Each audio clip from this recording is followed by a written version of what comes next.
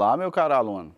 Seja bem-vindo a mais uma aula do Se Liga na Educação, a mais uma aula de Filosofia, Ciências Humanas e Sociais.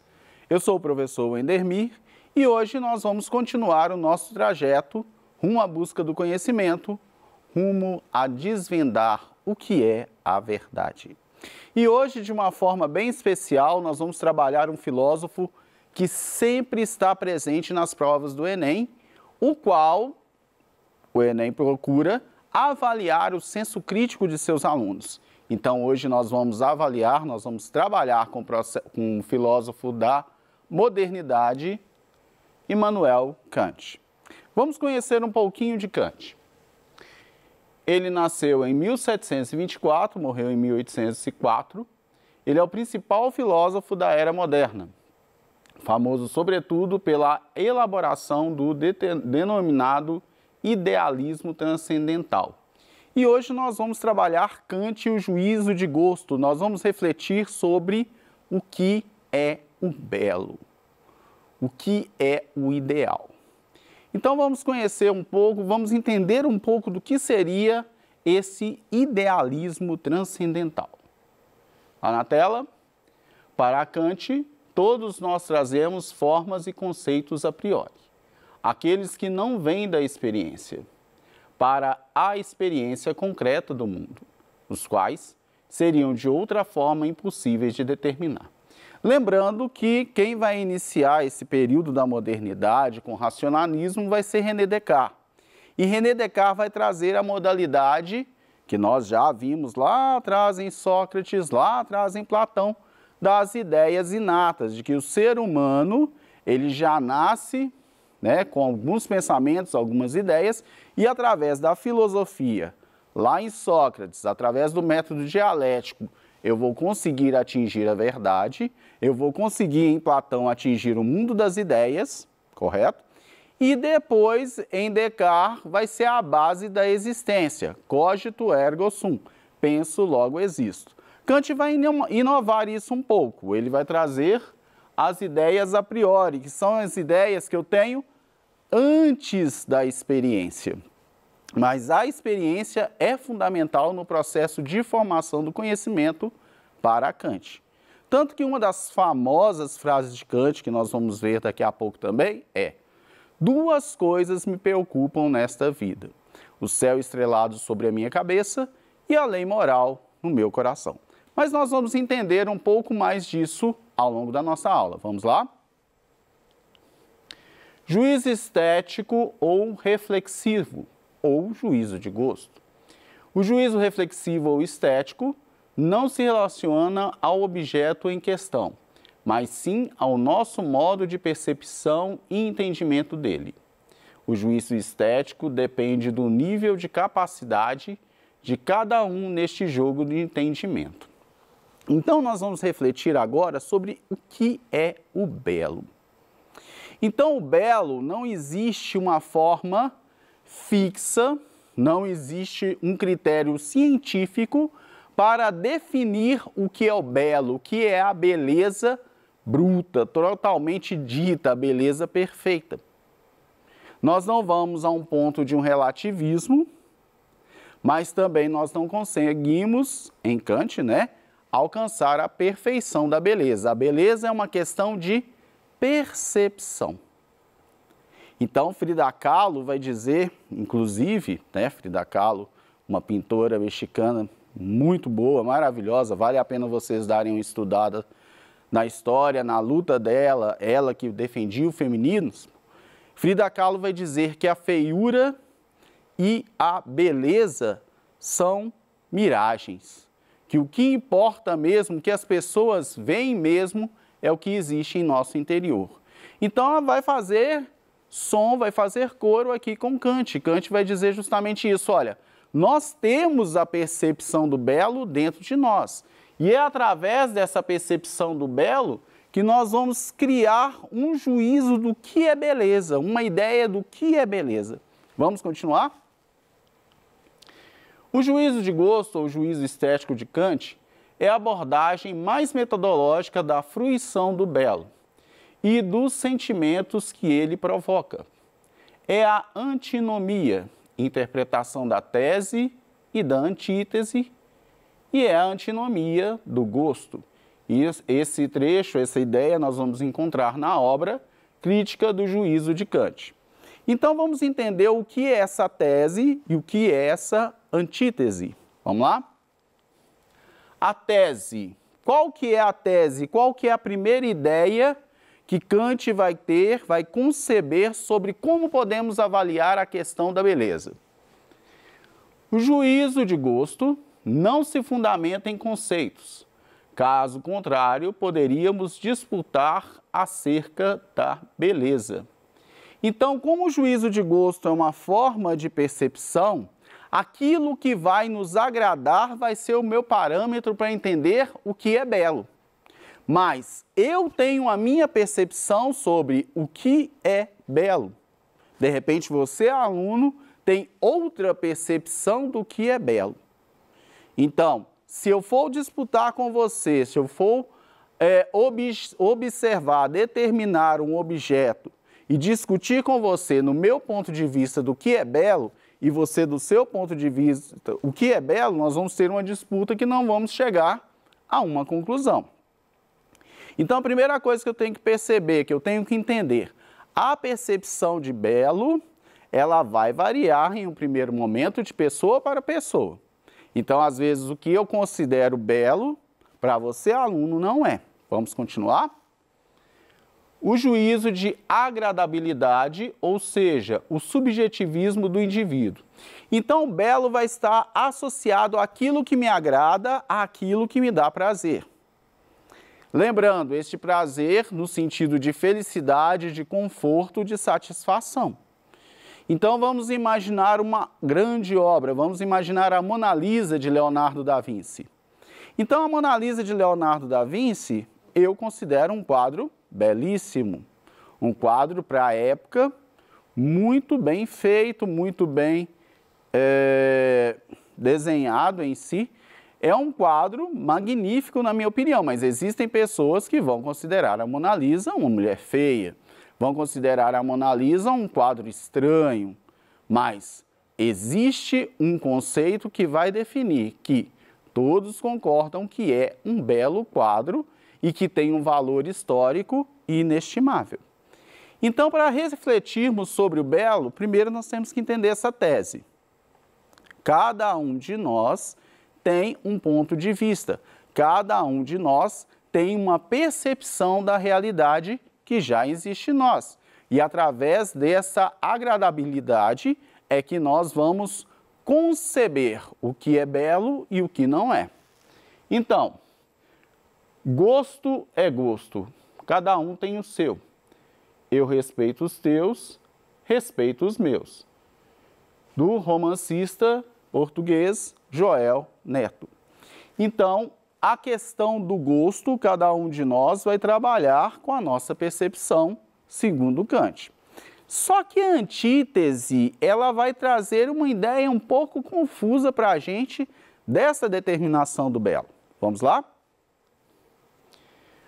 O juízo de gosto funda-se em conceitos. Caso contrário, não poderíamos sequer discutir sobre a beleza, ou seja, defender que o belo é diferente do agradável.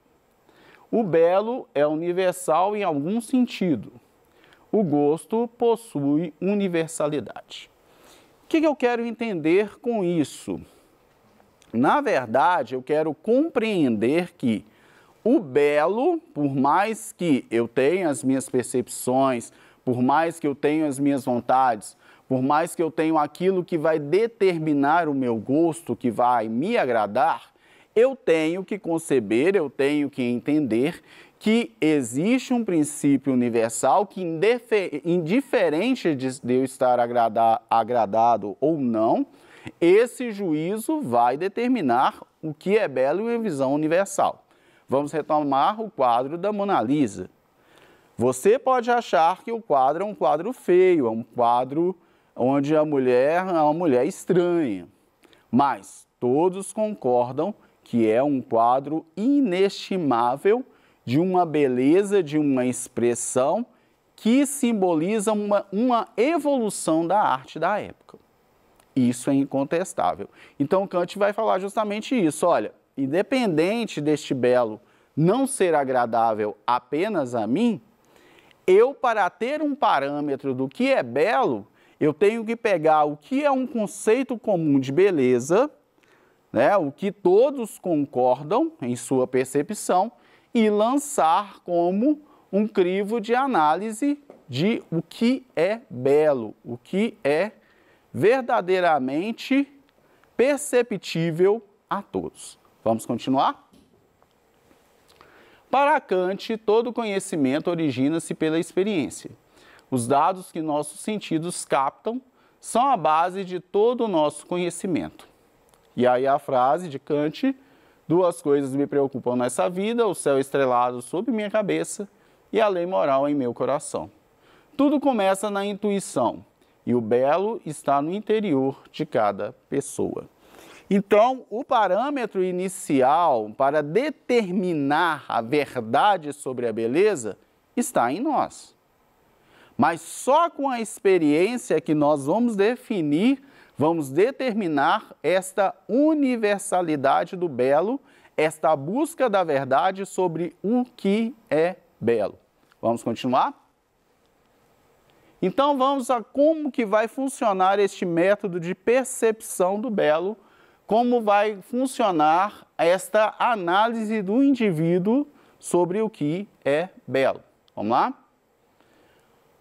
Aplicação de filtros subjetivos às razões internas. Ou seja, através da minha percepção, eu vou determinar aquele objeto propriamente dito, utilizando o meu juízo de gosto, utilizando aquilo que me agrada ou não me agrada. Surgimento da resposta emocional. Aquilo me agradou? Aquele objeto me agradou? Aquele objeto não me agradou? Qual sentimento, qual sentido, o que eu percebi emocionalmente sobre esse objeto? Lembrando que esse jogo entre imaginação e entendimento é um jogo que vai ser um pouco irracional. Eu não estou usando meu senso crítico, não. Eu quero buscar aquilo que primeiramente me agrada. Então, o jogo entre essa imaginação e entendimento, o surgimento de um sentimento de prazer, que é a manifestação do belo, segundo Kant, em nós. Então, assim a beleza nunca está na coisa, mas sim está intrínseca ao sujeito, ao prazer no jogo entre entendimento e imaginação, que é totalmente subjetivo. Então, hoje, neste século principalmente, nós vemos as pessoas em uma busca desenfreada pela beleza, em uma busca desesperada pela beleza. E aí existem padrões de beleza que vão determinar corpo, cabelo, enfim, uma série de exigências para dizer o que é belo. E aí a gente volta lá na Frida Kahlo. O que importa é o que você é. Então não adianta as pessoas irem para a academia, se matarem para ter um belo corpo. Na verdade, elas nunca vão chegar à perfeição do belo que o padrão exige. Então as pessoas têm que buscar o quê? Elas têm que buscar ir na academia para ter saúde, para ter qualidade de vida. E quando eu penso isso, eu penso em ir à academia, fazer atividades físicas despreocupadamente, buscando o meu bem-estar, porque é este bem-estar que vai refletir o que há de belo em mim, não o meu corpo. Mesmo porque o corpo, o que vai acontecer com ele com o passar dos tempos? Ele envelhece, ele deteriora e há a morte. O que eu tenho de belo em mim? O que eu sou. A partir disso, eu vou passar a admirar, eu vou passar a observar a vida e a observar as outras pessoas com um outro olhar crítico sobre o que é beleza. Buscando uma beleza que não é superficial apenas, mas uma beleza que é perene, uma beleza que é contínua. Então, o que é o belo de verdade, segundo Kant? É o denominador comum. Segundo Kant, o denominador é o prazer comum, universalidade da subjetividade. Para Kant, o belo nasce do autoconhecimento e da percepção de como as coisas são intuídas, não no ponto de vista material, mas sim do ponto de vista formal. Mas existem conceitos que já são inatos à mente humana. Não são as coisas que são belas, mas sim as razões internas do sujeito por oposição à experimentação e, apesar de subjetivo, todo belo nasce de um sentimento humano de prazer universal. O ser humano, por natureza, ele procura o que é bom, o que é satisfatório, o que vem de encontro às suas necessidades, a resolução e a encontrar essa felicidade. Então, belo é aquilo que me atrai de certa forma. Pode ser um conceito totalmente contrário de outras pessoas, mas por mais que as outras pessoas não concordem com o universal, o princípio total do que eu acho que é belo, há um senso comum que vai determinar a beleza. Então, uma pessoa, às vezes, para outras, pode não ser bela esteticamente para mim ou para vocês, mas existe uma beleza que é um princípio universal daquela pessoa que cativa e conquista todas as outras. Então, a beleza perfeita não existe, então não adianta procurar, não adianta correr atrás. Nossa beleza vai existir à medida que nós somos espontâneos, à medida que nós somos nós mesmos. Haja vista que existem pessoas que estão no padrão de beleza que são as piores pessoas possíveis, que são pessoas amargas, que são pessoas egocêntricas, narcisistas, né? E aí aquela famosa frase, né? Narciso detesta tudo que não é espelho. E aí eu aconselho vocês a olharem lá na mitologia a história de Narciso, que é bem interessante, que é o cara que vai se apaixonar pelo próprio reflexo e não vai perceber a realidade ao redor. E nessa percepção, nesse apaixonar-se pelo próprio reflexo, vai se definhar e vai morrer sem ter vivido e sem ter percebido e sem ter amado ou sido amado. Então a beleza é justamente isso, é justamente este encontro e essa satisfação que Kant vai trazer para a gente. Então a estética de Kant não fornece elementos capazes de provar cientificamente o que é belo. Ele não determina um método para a correta apreciação do belo. O propósito é confirmar sobre bases filosóficas o nosso direito de discutir a beleza. O belo é tudo que agrada desinteressadamente, que chega a nós pela imaginação e não pela racionalidade. Então, é o que as pessoas vulgarmente chamam de amor à primeira vista.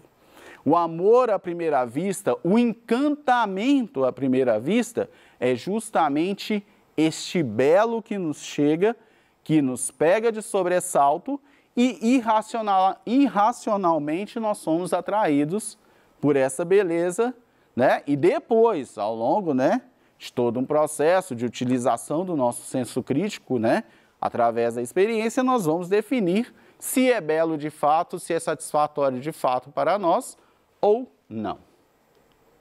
Então, meus caros, vamos encerrar a nossa aula por hoje. Espero que tenham gostado.